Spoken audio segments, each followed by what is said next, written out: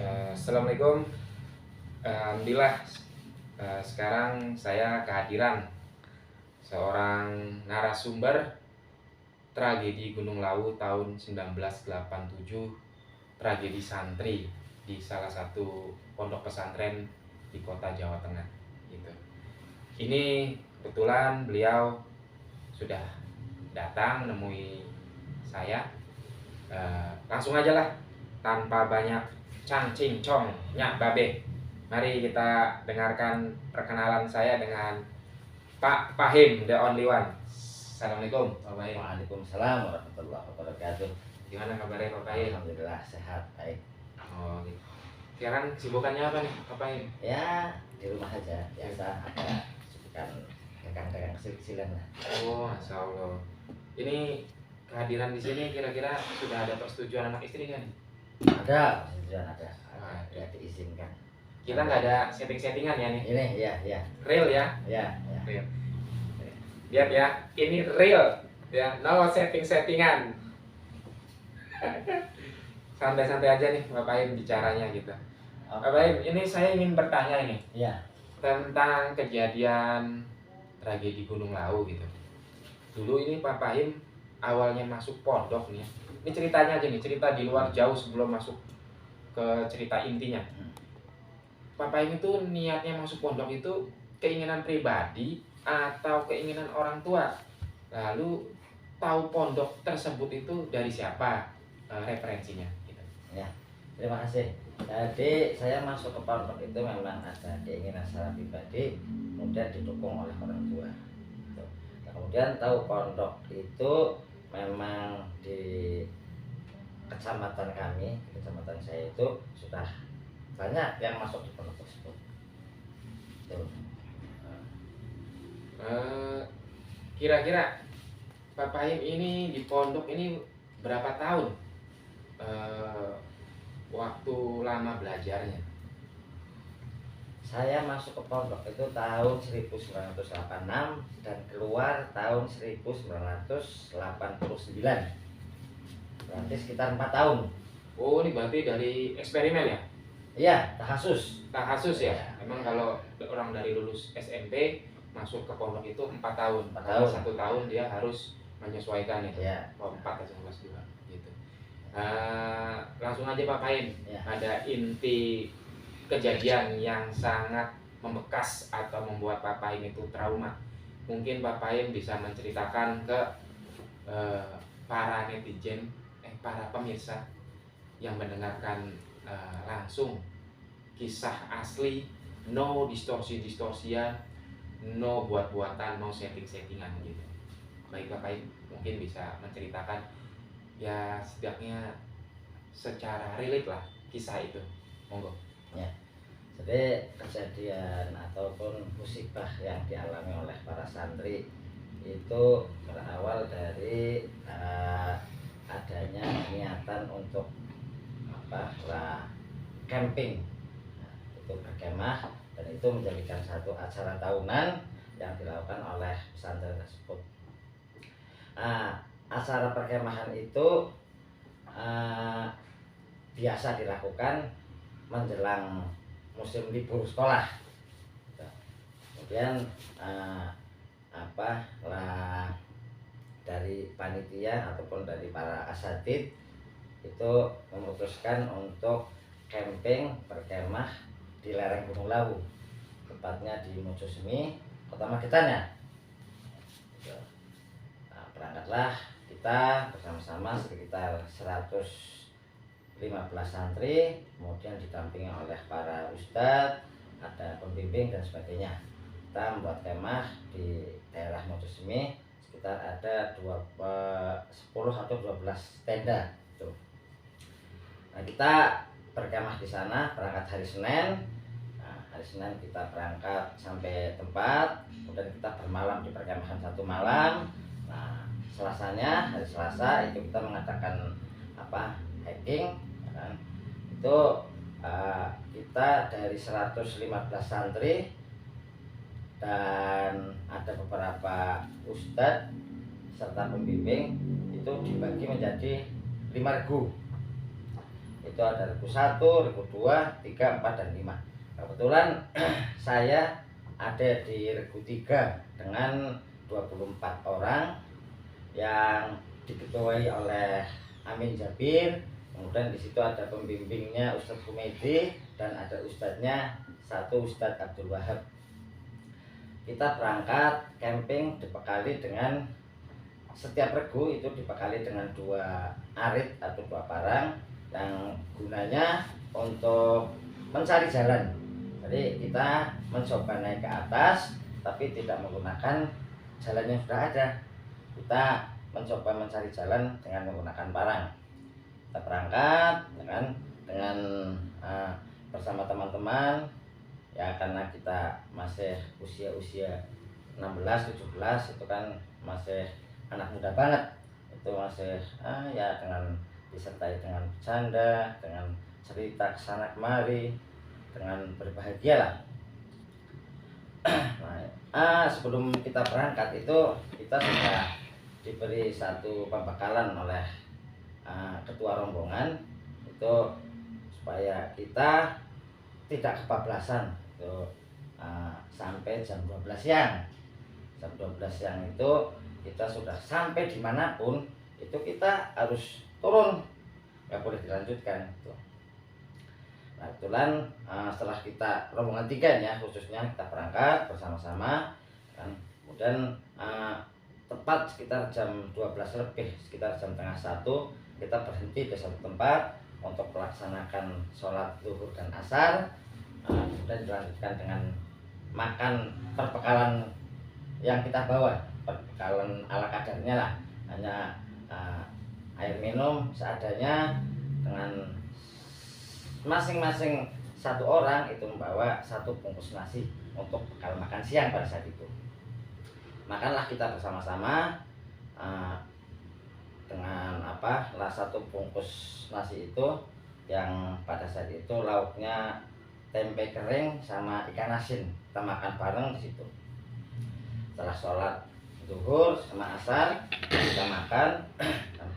Nah karena kondisi pada saat itu masih sangat siang dan udara sangat cerah, maka kita bersepakat kita lanjutkan aja sebentar ya, sampai jam 3 lah gitu. Kesepakatan bersama ini kita melanjutkan lagi nih, kita melanjutkan untuk melanjutkan perjalanan biar sampai nanti jam 3 kita baru turun. Nah kita melanjutkan. Nah setelah kita melanjutkan, kita naik ke atas. Kita tiba-tiba kita diperlihatkan ini oleh ada suatu bangunan yang menurut saya mewah di atas. Nah, kita menjadi tambah penasaran, ya kan? Ini bangunan apa ini? Kok ada bangunan di atas? Ya kan? Udah kita coba ke sana, ya kan? Barangkali di puncak itu ada bangunan milik siapa? Kita ke puncak aja. Kita naik ke atas nih, naik ke atas.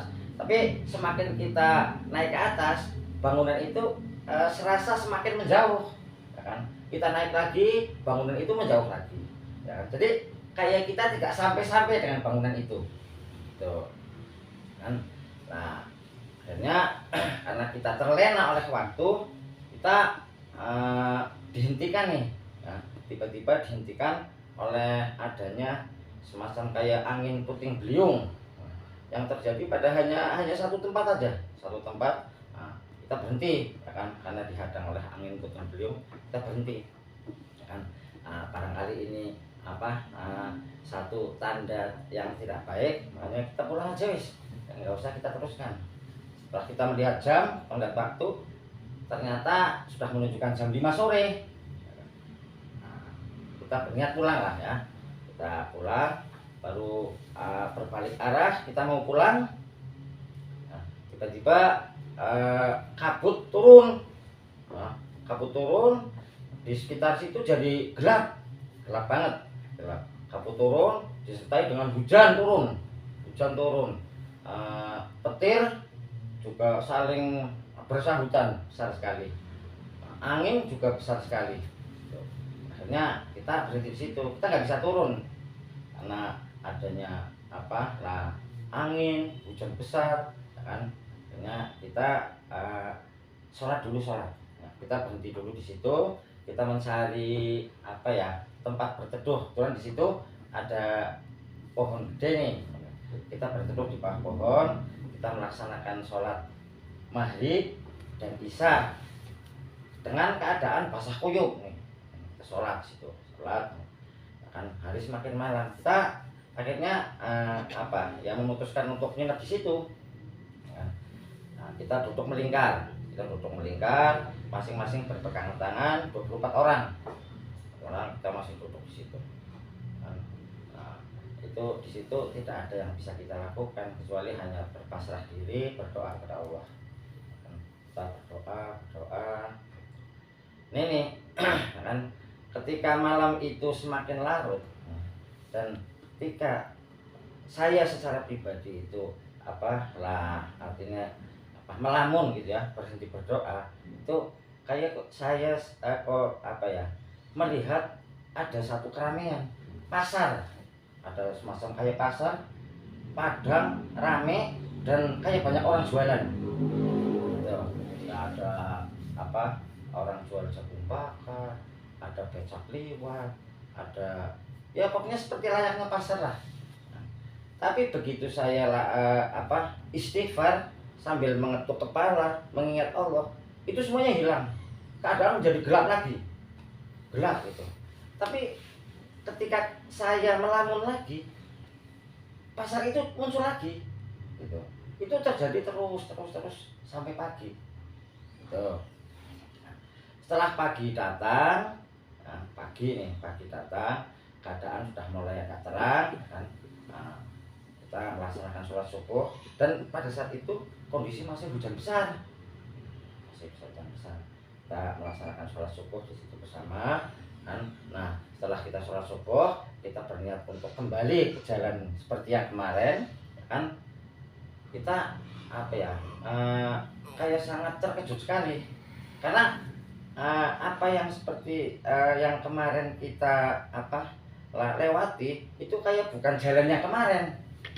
Karena kemarin waktu kita berangkat itu kita tidak melihat adanya jurang satupun, kita nggak melihat. Nah, tapi ketika pagi datang, siang sudah pagi datang dan sudah agak siang gitu kan, ya, itu tiba-tiba kok kita kayak berada di tengah-tengah jurang. Jadi kayak di tanah lapang yang depan jurang, kanan jurang, kiri jurang, dan belakang jurang. Kita kayak ada di tengah-tengah. Nah, pada saat itu saya kok berpikir kita ini dipindahkan kayak gitu. Nah, karena kemarin kita tidak di sini kayak gitu. Nah, ini pertanyaan kita bersama. Nah, akhirnya kita bingung di situ. Nah, kita mencari jalan itu di sekitar situ. Nah, kita melihat jurang yang paling kita lihat paling dangkal itu di sebelah kanan. Nah, akhirnya dengan sangat hati-hati kita menuruni jurang sebelah kanan satu-satu dari 24 orang itu. Satu-satu, kemudian kita berada di bawah jurang dan naik lagi di sisi sebelah sananya. Nah, kita turun jurang, lalu jalan dari jurang sedikit, nah kita naik lagi, ya kan? Untuk melewati jurang itulah. Alhamdulillah kita diberi kekuatan dan pertolongan oleh Allah, kita bisa menuruni dan bisa naik lagi dengan dibantu berpegangan rumput dan akar-akar pohon. Kita bisa turun. Setelah kita naik lagi sana selama 24 orang, kita mulai jalan. Tapi kita sudah ngeblank nih. Kita nggak punya arah tujuan kita mau kemana. Kita jalan.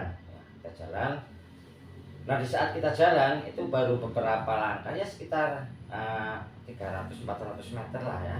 Kita jalan, itu tiba-tiba ada teman saya kan, yang satu kelas, satu kamar. Nah, itu tiba-tiba tanpa sebab jatuh dan dinyatakan meninggal dunia. Tuh, kan akhirnya tentunya kita kehilangan, bersedih lah ya, karena teman kita tiba-tiba meninggal di situ. Akhirnya oleh Ustadz Humedi dipopong, nah sambil jalan kita melanjutkan perjalanan. Nah, saat kita membopong satu teman kita yang sudah meninggal itu, kita jalan itu tiba-tiba kita pada saat itu masih hujan gede nih, ya masih hujan gede. Tiba-tiba kita mendengar satu desisan yang luar biasa, kayak suara desisan lah, begitu. Dan setelah kita mendekat, ya, desisan dan ada bau yang sangat menyengat, bau anyir, ya kan, amis sekali. Gitu. Nah, setelah kita mendekat, ternyata di situ ada ular yang besar sekali. Ular yang besarnya ya kira-kira sebatang pohon kelapa. Nah, tapi ular itu masih misalnya melungker gitu kan, melungker yang kepalanya berada di rimbunan pohon. Kita menyingkir dari situ, ya, kita menyingkir, ya kan, tapi kita tetap meneruskan perjalanan, kita tinggalkan itu, kita meneruskan perjalanan kan. Nah, saat kita meneruskan perjalanan itu, tiba-tiba teman kita itu ada yang jatuh lagi, ya kan, jatuh lagi, dan ternyata meninggal lagi.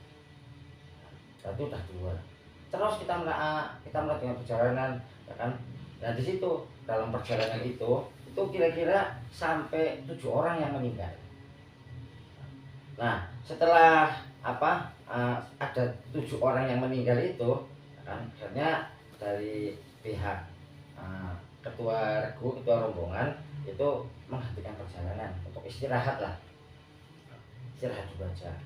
Nah, kan, sambil kita berpikir mencari jalan itu, kan. Nah, setelah kita istirahat di situ, kita semuanya bingung. Saya juga bingung, ini mau gimana, kita mau menunggu siapa, kalau meneruskan perjalanan juga kita tidak tahu arah mau kemana gitu. Akhirnya kita berenam, ya kan, itu mencoba izin sama Ustadz untuk mencari jalan lain gitu. Kita jalan lain sama Ustadz Humedi diizinkan. Nah, akhirnya kita berenam mencari jalan nih, nah, memisahkan diri dari grup itu kan, kita mencari jalan. Nah, di tengah perjalanan kita mencari jalan 6 orang ini, itu 2 meninggal, ya kan? 2 meninggal. Berarti kita tinggal berempat, ya kan? Nah, tinggal berempat, kita mencari jalan terus sampai sore. Nah, ketika sore kira-kira sekitar jam 3-an itu kita menemukan sampah bekas makan kemarin. Nah, jadi kita 4 orang kan hari Selasa itu kan kita berangkat bawa bekal makanan nih, ya kan, makan satu orang satu, itu kan bungkusnya pakai kertas.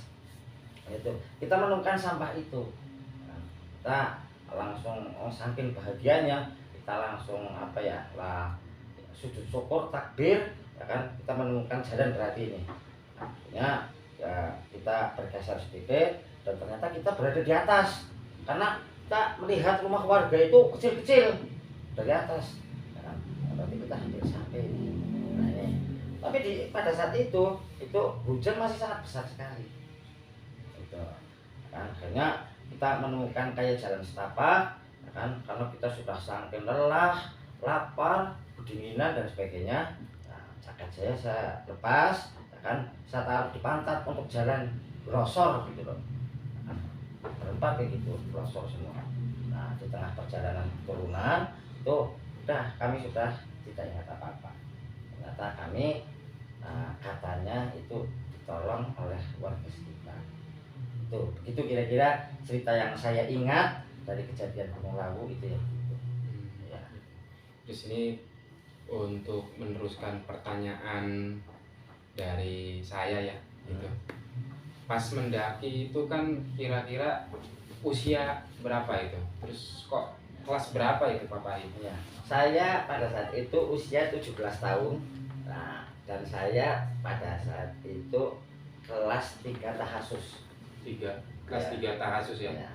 Nah, itu rombongan Papa ini itu apa satu angkatannya, satu kelas semua, atau ada kakak kelas atau adik kelas? Ya, kalau kakak kelas nggak ada. Kakak kelas itu ya paling kayak Ustadz Humedi itu kan pada saat itu kelas 6 ya. Kelas 6 itu kelas terakhir.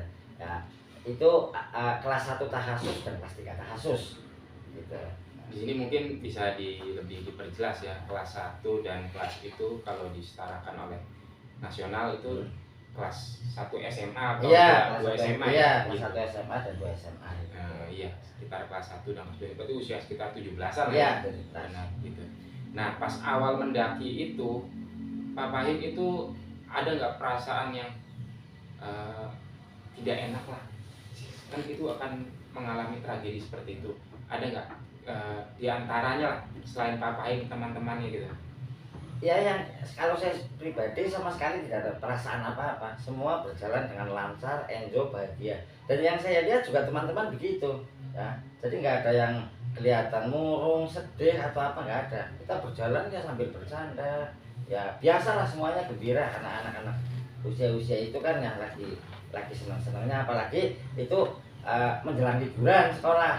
Kalau liburan sekolah kan otomatis mereka pada pulang ke daerah masing-masing gitu ya. Oh, itu pas pendakian itu mau liburan pertengahan tahun apa akhir tahun itu kalau di pondok? Itu berarti kayaknya pertengahan itu.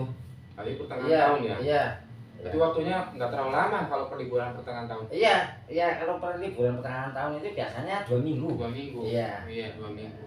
Nah, nih pas awal mendaki itu perbekalan apa aja yang dibawa nih Pak Pahim, kok sampai tidak menyiapkan gitu untuk mendaki gunung? Itu perbekalannya yang komplit lah, yang standarnya orang perbekalan mendaki gunung. Iya. Nah, ini saya ingin tahu nih perbekalannya apa aja nih.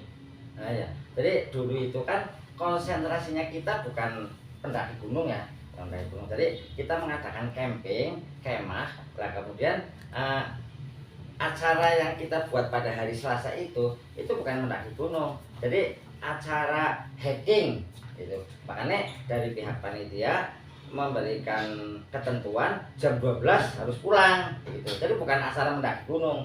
Nah, masalah perbekalan itu karena kita apa ya lah jam 12 pulang, otomatis yang kita bawa ya untuk makan siang jam 12 itu kan, setelah makan jam 12 kan kita pulang gitu. Jadi ya hanya makan 1 kali dan minum seadanya lah gitu.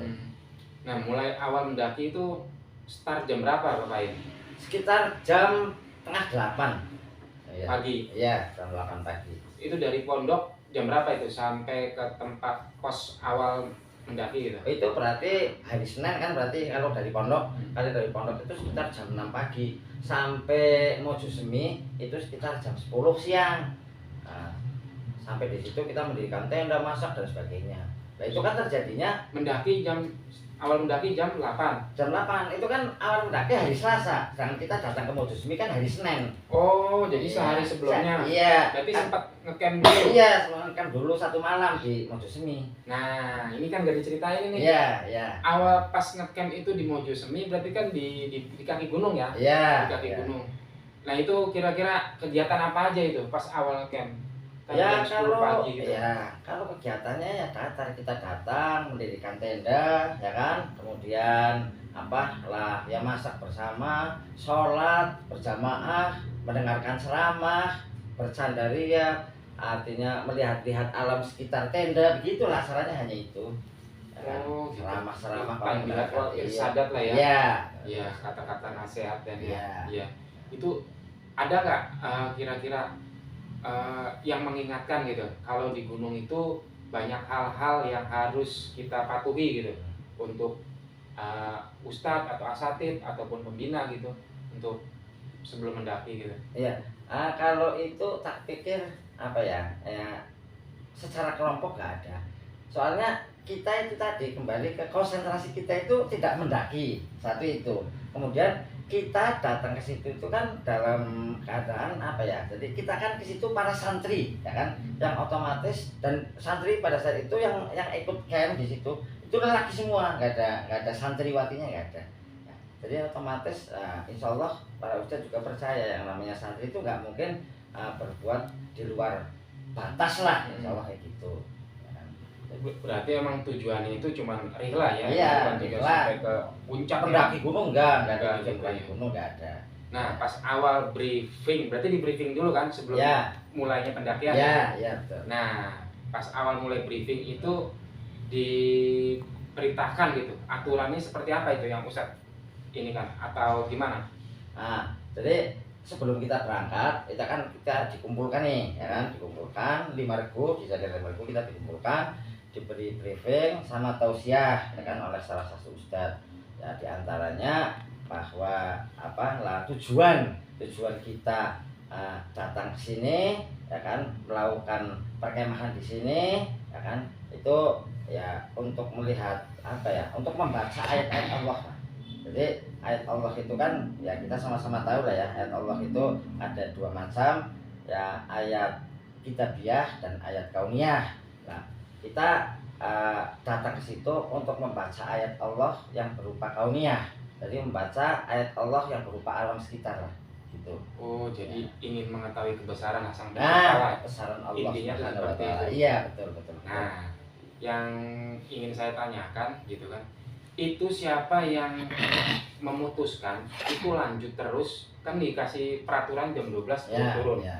Kira-kira siapa itu yang ingin gitu, udah lanjut aja gitu, kita terus sampai ke puncak, itu kira-kira siapa itu? Itu keputusan bersama, ya kan, karena masih muda-muda, gimana ini Ustaz, gimana ini kalau kita lanjutkan sampai jam 3, ya kan, kira-kira sanggup nggak? Sanggup, ya udah ayo kita akan jalan gitu, ya kan? Jadi yang jelas bukan keputusan 1-2 orang, tapi kita keputusan bersama. Nah itu pas keputusan bersama seperti itu, jalur yang didaki itu apakah jalur yang sesuai pendaki lewati atau seperti apa?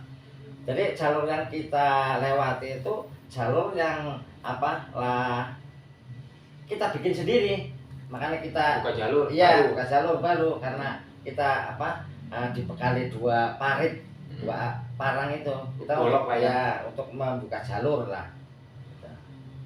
Itu berarti jalur yang belum pernah dijamah orang, jadi grupnya Pak Fahim itu ngebabat sendiri jalurnya. Semua dari grup 1 sampai 5 itu memang mencari jalur sendiri-sendiri. Itu bukan cuma grup saya. Nah ini terus berarti buka jalur kan itu tanaman itu kan masih pada rapat ya? Atau gimana keadaannya waktu itu? Ya, tanaman itu banyak lah, kayak semak belukar gitu kan. Cuman yang kira-kira nanti bisa kita lewati. Kalau yang nggak bisa lewati ya kita babat sedikit ya gitu. Gitu. Iya. Berarti emang keadaannya tidak sesuai ini ya, pendaki-pendaki umumnya. Iya. Jalur. Nah, ya kita kembali lagi bahwa itu kita niat di situ tuh bukan mendaki gunung, bukan. Tapi itu menurut saya itu termasuk ini ya, petualangan yang tidak sesuai tidak sesuai ikutin aturan pendaki lah ya. Betul ya? Iya, betul ya. Iya, ini termasuk membuka baru tapi ya termasuk resiko itu sebenarnya. Iya. Tapi ada kepikiran nggak Pak? Oh, ini resiko ini, Ustaz, atau resiko nih, tanya teman-teman gitu. Enggak. Enggak ada. Ceria aja. Iya, ceria aja. Ya, karena kita tidak akan menyangka, ketika kita berangkat tidak menyangka sedikit pun akan terjadi semacam itu. Gitu. Nah, mulai nih. Ini kira-kira pendakian yang kira-kira menurut Pak Fahim ini sudah sampai puncak atau ini di pertengahan puncak pas keadaan seperti itu? Belum. Pas mulai tragedi ya, pas akan mulai awal-awal tragedi. Belum sampai puncak, belum. Ini palingnya baru di pertengahan. Kalaupun lebihnya sedikit mungkin. Belum sampai puncak, belum. Nah, ini keadaan cuaca seperti apa gitu pas mulai awal-awal masuk mulai awal tragedi? Itu kabut datang, hujan besar disertai angin dan petir. Gelap gulita. Gelap. Itu kan berangkat mulai dari awal start sampai atas itu pas nyampe awal tempat gelap gulitanya itu banyak kabut dan angin puting-puting. Jam berapa Pak Fahim? Jam 5 sore. Nah, menurut perkiraan Pak Fahim itu jam berapa? Jam 5 sore. Enggak, menurut perkiraan maksudnya ini kok udah jam 5, udah nyampe sini. Jadi gini, kita itu karena beramai-ramai ingin melihat puncak gitu kan, dan puncak itu kayak dikejar semakin jauh, jadi kita tidak menghiraukan masalah waktu.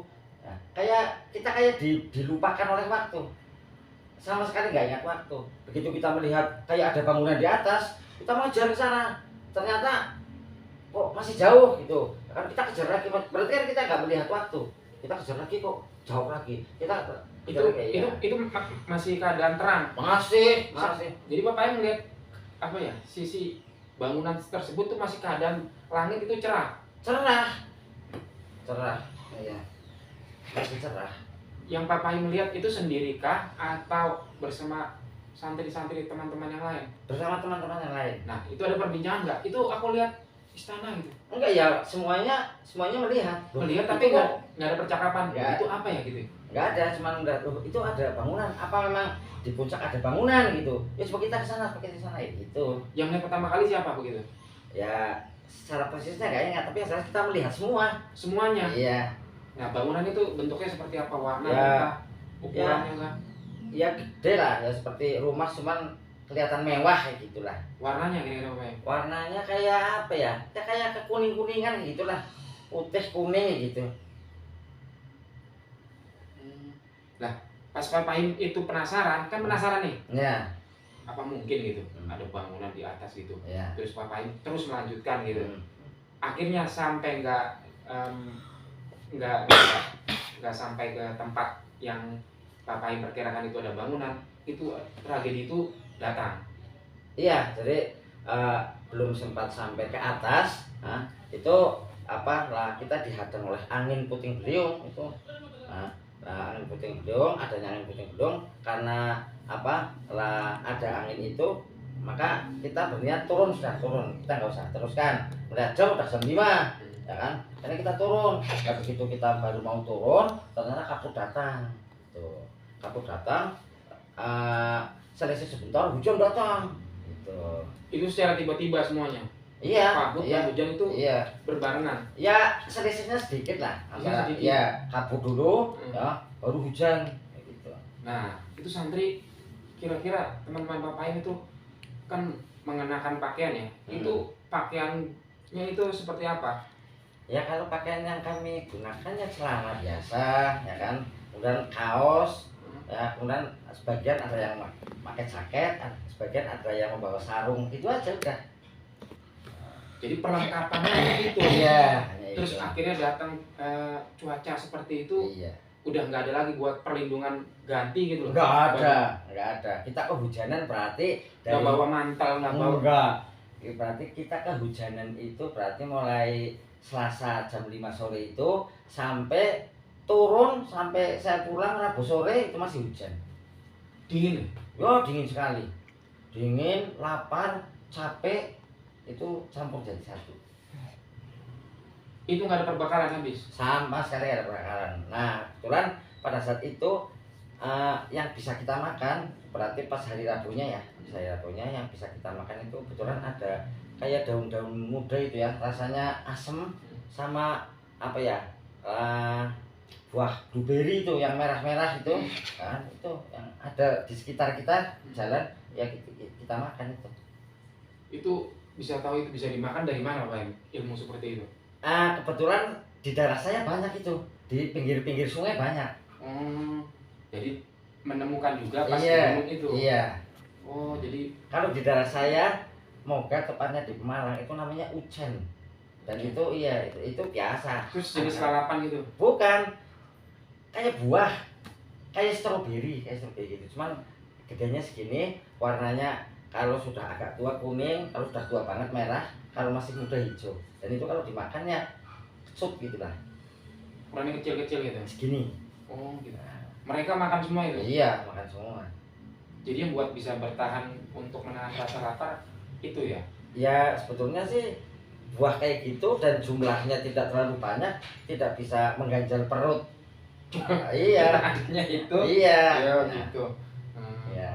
Nah terus pas keadaan sudah cuaca turun hujan, terus angin puting beliung segala macam, itu perintah apa itu yang dari ustadznya gitu? Apa yang harus dilakukan gitu?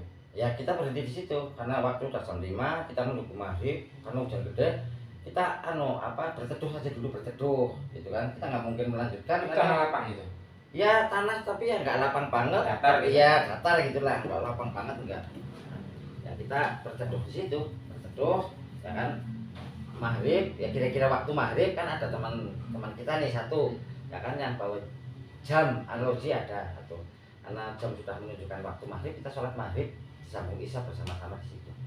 Oh, masih Nah, melakukan ya, sholat itu. iya dengan kondisi hujan gede, angin, terus petir, itu kita tetap melaksanakan sholat di situ kita lakukan.